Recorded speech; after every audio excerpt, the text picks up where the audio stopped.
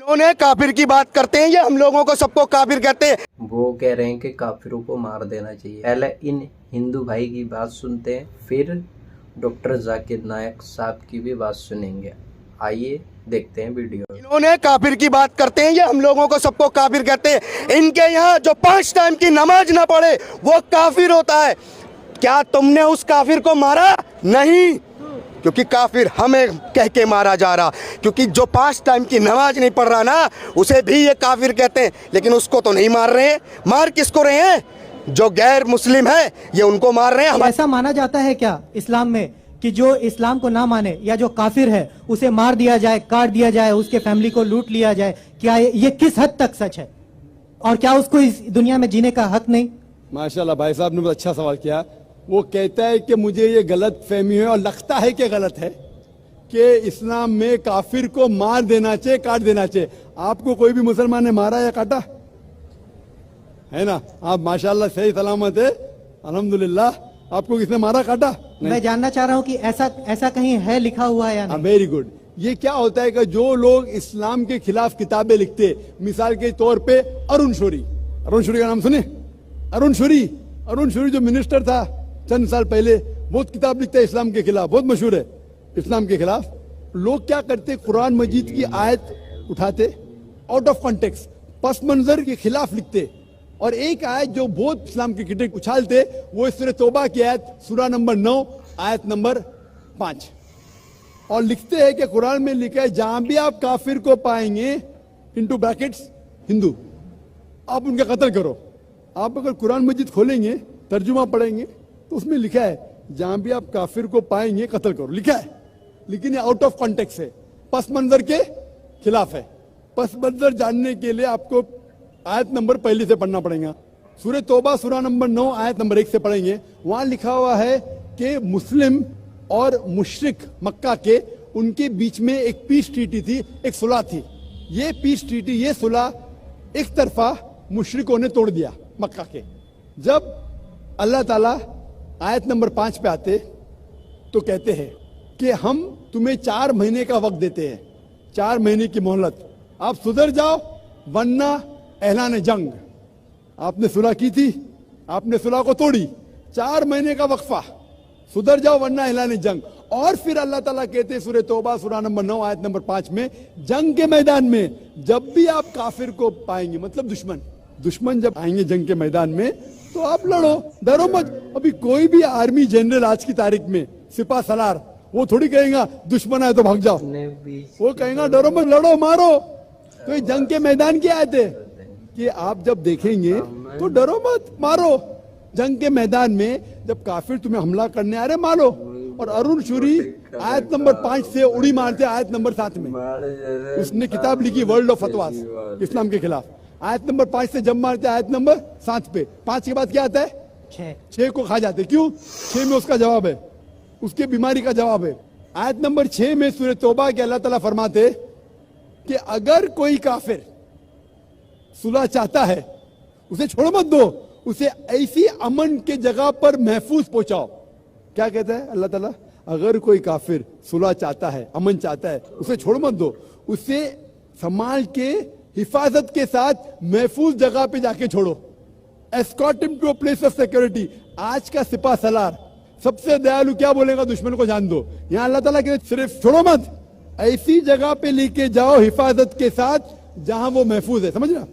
तो ये कुरान क्या आयत है? तो इन लोग पसे मंजर के खिलाफ कोट करते, और जहां भी जिहाद की आयत है, जंग के मैदान में जब आप मिलते हैं गैर मुस्लिम से, वो आपको कत्ल करने आ रहे, कत्ल करो। उसके बाद फौरन आप पढ़ेंगे सूरह अनफाल सूरा नंबर 8 आयत नंबर 60 के बाद 61 में लिखा है अमन बेहतर है। महाभारत में कत्ल करने के कितने श्लोक आते? कितने? हजारों, कुरान से कई ज्यादा। तो महाभारत जानते हैं आप ना? जब मैं हिंदू से पूछता हूं महाभारत में झगड़ने के कितने, लड़ने के कितने श्लोक है, तो वो हिंदू मुझसे कहता है के खिलाफ मैं कुछ नहीं कह रहा, क्योंकि हमारे धर्म में भी धर्म युद्ध है। सुनिए मेरी बात ना, धर्म युद्ध है बराबर। तो हिंदू मुझसे कहता है ये जो धर्म युद्ध है क्या है? बातिल के खिलाफ है।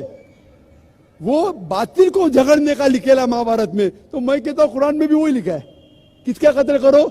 जो धर्म के खिलाफ है। आप समझे ना? धर्म युद्ध मतलब हक और बातिल के खिलाफ झगड़ा। तो बातिल को कत्ल करने का लिखा गया महाभारत में, वही लिखा है कुरान अगर में। झगड़ा- और भगवत गीता जानते, सबसे ज्यादा पढ़ी जाने वाली किताब भगवत गीता। श्री कृष्ण अर्जुन को सलाह देते हैं। अब जब भगवत गीता पढ़ते हैं, चैप्टर नंबर 1 भाग नंबर 1 श्लोका नंबर 42, 43, 44, 45, उसके अंदर अर्जुन कहता है, झगड़ा होता है अर्जुन पांडवास और कौरवास। पांडवास 5 भाई, कौरवास 100 भाई। अर्जुन जंग के मैदान में हथियार को जमीन पे रखता है और कहता है, मैं जंग के मैदान में निहत्था मरना पसंद करूंगा बनिस्बत अपने रिश्तेदार से झगड़ा करूं। उसके फौरन बाद, चंद श्लोक बाद, भगवत गीता भाग नंबर 2 श्लोका नंबर 2 और 3 में श्री कृष्ण कहते, क्या कहते, ए अर्जुन तू बुज़दिल कब से हो गया? ये गलत ख्यालात तेरे दिल में आए कैसे? तू नपुंसक कैसा हो गया? इंपॉर्टेंट। श्री कृष्ण अर्जुन को क्या बोलते हैं? इंपॉर्टेंट, नपुंसक। कौन कह रहा है? श्री कृष्ण अर्जुन से। बुज़दिल कब से हो गए? क्षत्रिय का धर्म है लड़ना। फिर भगवत गीता भाग नंबर 2 श्लोका नंबर 31, 32 और 33 में कहते, क्षत्रिय का धर्म है लड़ना। अगर आप नहीं लड़ेंगे तो आप सफलता पाएंगे नहीं। क्षत्रिय वो खुश नसीब है जिसे लड़ने का मौका मिलता है। और अक्सर लोग कहते हैं, एतराज करते, इस्लाम के दुश्मन, क्रिटिक्स, हमारे अल्लाह के रसूल ने एक हदीस में कहा था कि जिहाद के मौके पे जब मुजाहिद जंग के मैदान में जाता है, उसका कत्ल होता है तो वो जाता है जन्नत में। लिखा है सही बुखारी में, किताबुल जिहाद, जिल्द नंबर 4, हदीस नंबर 46, कि जंग के मैदान में जब मुजाहिद जाता है, उसका कत्ल होता है तो वो जाता है जन्नत में। और अगर वो जिंदा वापस लौटता है तो उसे दुनिया की दौलत मिलती है। अक्सर लोग बोलते, कैसा मजहब है, लड़ने पे कत्ल करने पे जन्नत जाएगा? गलत मजहब है। लेकिन भगवत गीता पढ़ेंगे भाग नंबर 2 मंत्रा नंबर 37, 37, श्री कृष्ण कहते अर्जुन से, ए अर्जुन उठ के लड़। अगर तेरा कत्ल हो जाएगा तू स्वर्ग में जाएगा, अगर जिंदा वापस लौटेगा तो उससे दुनिया की दौलत मिलेंगी। हू बहू जो अल्लाह के रसूल मोहम्मद सल्लल्लाहु अलैहि वसल्लम कहते हैं सही बुखारी में, वही भगवत गीता में लिखा है। तो अरुण शूरी जब तनकीद करता है कुरान के बारे में, उसने खुद अपनी भगवत गीता पढ़ा ही नहीं। अरुण शूरी ने महाभारत भी शायद नहीं पढ़ा। अगर महाभारत और भगवत गीता पढ़ा होता तो कुरान में मिस्टेक निकालता ही नहीं। अब समझ रहे? तो ये मिस्टेक नहीं निकाल रहा। मैंने कब का आप निकाल रहे भाई? मैं अरुण शूरी की बात कर रहा हूँ, मैं अरुण शूरी की बात कर रहा हूँ। तो मैं आपको जवाब दे रहा हूँ, आपने बिल्कुल सही फरमाया कि ये गलत फहमी है कि लोग कहते हैं कि इस्लाम में लिखा हुआ है कि काफिर का कत्ल करो। ये कहाँ नहीं लिखा है? ये लिखा है जंग के मैदान में। तो आपने जो सवाल किया था कि कुरान में ऐसा नहीं लिखा है काफिर को कभी मारो, तो इतने मुसलमान आपको छोड़ते थे क्या? छोड़ते थोड़ी थे।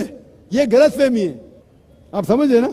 तो ये गलत फहमी है कि जहां भी काफिर मिले कत्ल करो, ऐसा नहीं। ये जंग के मैदान में जब आपको लड़ने के लिए आ रहे, आपको मारने के आ रहे, तो आप उनको काफिर का मतलब वो जो ईश्वर को नहीं मानता है, कि काफिर का वो मतलब है जो इस्लाम को नहीं मानता है। काफिर का सही मतलब है जो सही ईश्वर को नहीं मानता है। अगर आप गलत ईश्वर को मानते तो भी काफिर है। और सही ईश्वर का मतलब आपको इस्लाम में ही मिलेगा। इस्लाम के मानी है अपनी ख्वाहिशें ईश्वर के हवाले करना। तो वो आदमी जो अपने ख्वाहिशें ईश्वर के हवाले नहीं करता है, उसे कहते काफिर। अगर एक शख्स कहता है मैं ईश्वर में मानता हूं लेकिन ईश्वर की बात को नहीं मानता है, तो भी काफिर होता है। आप समझ रहे ना? तो मुस्लिम का मतलब ये नहीं कि जिसका नाम सुल्तान है, जाकिर है, मोहम्मद है। मुस्लिम का मतलब वो शख्स जो अपने सारे ख्वाहिशें ईश्वर के हवाले करता है, उसको कहते मुस्लिम। और जो अपने ख्वाहिशें ईश्वर के हवाले नहीं करता है और कहता है कि जरूरत नहीं है, उसे कहते काफिर। तो अगर आप कहेंगे क्या मैं ईश्वर को मानता हूं, बुत परस्ती नहीं करता हूं, लेकिन फिर जो ईश्वर का कहना नहीं मानते और बोलते जरूरी नहीं है, तो उसे कहते कुफ। कुफ अरबी लफ्ज है जिसे कहते छुपाना, टू कंसील, या रिजेक्ट करना, नहीं मानना। तो अगर आप ईश्वर की बात को भी नहीं मानते तो भी आप काफिर हो जाते। आप मतलब कोई भी शख्स ना, नाम चाहे अब्दुल्ला हो, सुल्तान हो, राजेश हो या रामू हो, कुछ भी हो, अगर वो ईश्वर की बात को झुटलाता है, रिजेक्ट करता है, उसे अरबी में कहते हैं काफिर। तो नाजरीन, ये वीडियो आपको कैसी लगी? अगर अच्छी लगी हो तो हमारे चैनल को सब्सक्राइब करें